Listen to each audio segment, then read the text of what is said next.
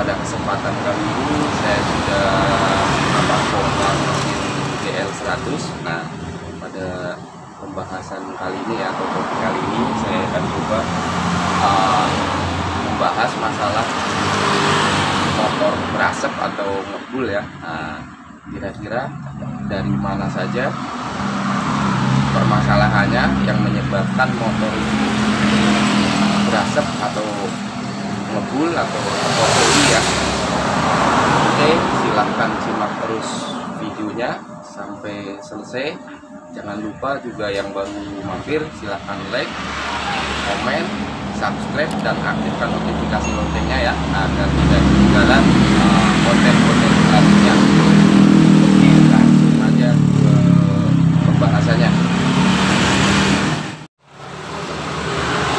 Oke, jadi secara garis besarnya ya, saya bagi menjadi 3 bagian yang menyebabkan motor ngebul, atau ada yang bilang smoky, ada yang bilang asap, berasap, terserah lah. Yang penting intinya dari knalpot mengeluarkan asap putih dan menyebabkan oli mesin di dalam mesin ini berkurang. Oke, yang pertama dari bagian ini ya, cylinder head atau block pop kalau orang bilang juga banyakan ya. Nah, ini kemungkinan besar permasalahannya dari seal clamp ya. Ini contoh, ini udah saya lepas.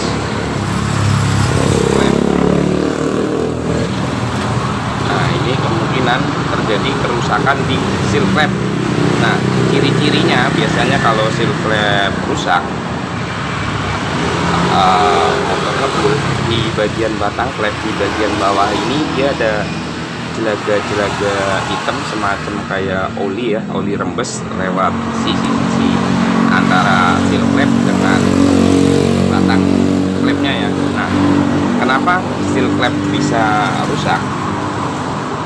Bisa kemungkinan karena dari memang faktor pemakaian ya, atau memang seal klep sudah terlalu lama, jadi karet sealnya ini dia udah keras, jadi udah nggak gigit lagi ke batang klepnya. Kemudian karena terjadinya keausan di botolan klepnya ini ya, ini botolan klepnya di sini.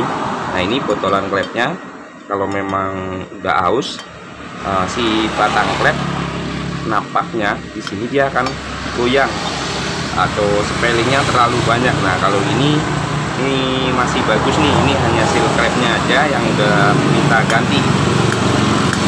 Nah, kemudian bagian yang satunya pun seperti itu. Jadi ini menyebabkan oli yang seharusnya ada di ruang pelatuk, ruang open as, dia rembes masuk ke dalam ruang bakar, atau mungkin di bahasa ininya apa ya, oil zone atau oli turun ya. Ini dari bagian cylinder pop. Oke, nah kemudian perhatikan juga ya, agar tenaga atau power motor tetap maksimal, pemasangan per klep ini juga harus diperhatikan. Nah, ini kayak tadi bekasnya dia pemasangannya salah ya. Ini bisa diperhatikan ya, di bagian rapet, bagian klepnya yang rapet, yang ini renggang. Nah, seharusnya posisi pemasangan yang benar itu, yang rapet itu di bawah seperti ini. Nah, harusnya seperti ini. Nah, tadi ini seperti ini. Nah, tadi itu seperti ini. Jadi yang rapet ada di atas. Harusnya yang benar itu posisi yang rapat itu di bawah seperti ini. Begitu juga yang per kecilnya ya kalau untuk GL, karena memang kalau untuk Honda rata-rata menggunakan double per ya, sedangkan merek lain, merek motor-motor lain ada yang 1 per, tapi tetap harus diperhatikan pernya ini ya, pemasangannya harus benar. Nah, kenapa pemasangannya harus benar? Karena kalau pemasangannya terbalik, otomatis powernya pun turun. Atau mungkin kalau kata orang Banyumas, digas ngejejer. Jadi di digas itu motor seolah kayak lemot, kurang tenaga. Oke, ini dari bagian silinder head. Kemudian yang kedua dari packing silinder head. Nah, packing silinder head ini juga bisa menyebabkan motor berasap. Kenapa? Karena di sini ini ngikutnya ke bagian ruang bakar. Nah, sedangkan sini bagian oli yang melumasi bagian rantai keteng, atau kalau ini ada yang bilang timing chain, ada juga yang bilang kamprat. Sekarang mulai sepaham itu apa ya. Nah, seandainya terjadi kerusakan di packing head ini, apalagi semacam packing head yang model tebel gini ya, sama kalau ini punya GL memang dia tebel ya. Nah, biar sangat riskan sekali kalau packingnya rusak. Oli dari bagian keteng ini bisa nembus ke bagian ruang bakar, atau mungkin kalau di motor Yamaha semacam kayak Scorpio, nah dia packingnya kan packing headnya double 3. Kemudian kalau di Suzuki Satria itu dia juga double 3. Jadi perhatikan benar-benar, atau kalau memang pada saat melakukan servis besar ya, atau bongkar block shaker, bongkar head, alangkah bagusnya diganti packingnya juga, karena packing juga sangat sensitif.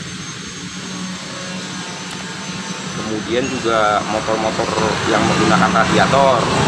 Nah, kalau motor-motor yang menggunakan radiator, seandainya packingnya rusak, dia akan lebih fatal lagi. Oke, ini untuk bagian yang keduanya. Kemudian yang ketiga, nah, yang ketiga ini blok silinder atau apa ya, blok shaker, kemudian shaker, ring shaker. Ini juga sangat vital sekali. Nah, biasanya yang paling utama menyebabkan berasap itu karena ring shaker ini udah mulai aus. Oke, coba saya lepas dulu nih ya. Oke, lepas dulu ini ring shakernya.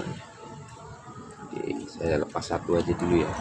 Nah, ini saya lepas yang bagian ring kompresinya. Nah, bagaimana cara pengecekannya? Silahkan simak. Kita bersihkan dulu lap ya.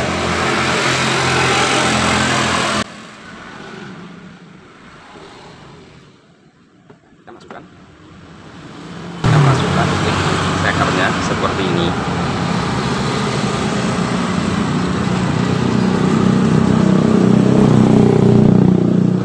Ya, biar benar-benar rata. Oke ya. Nah, ini ring shakernya udah masuk ya. Kita coba akan menggunakan shakernya ini ya.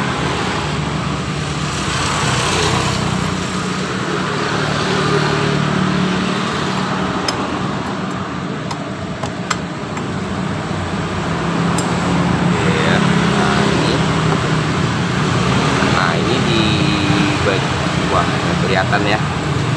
Nah, ini di bagian sambungan ring shakernya ya, seharusnya dia enggak ada celah ya. Coba kita geser kameranya dulu ya. Mohon maaf karena memang malam dan kondisi kurang begitu terang. Oke ya, ini kondisi ring shaker setelah dipasang ke bloknya ini ya. Nah, ini bagian pertemuan ring shakernya ini ya. Nah, ini seharusnya ini harus betul-betul rapat ya, jadi oli nggak bisa naik ke ruang bakar. Nah, kalau ada celah seperti ini kemungkinan menyebabkan motor berasap, ataupun seandainya memang ada celah kita bisa ukur menggunakan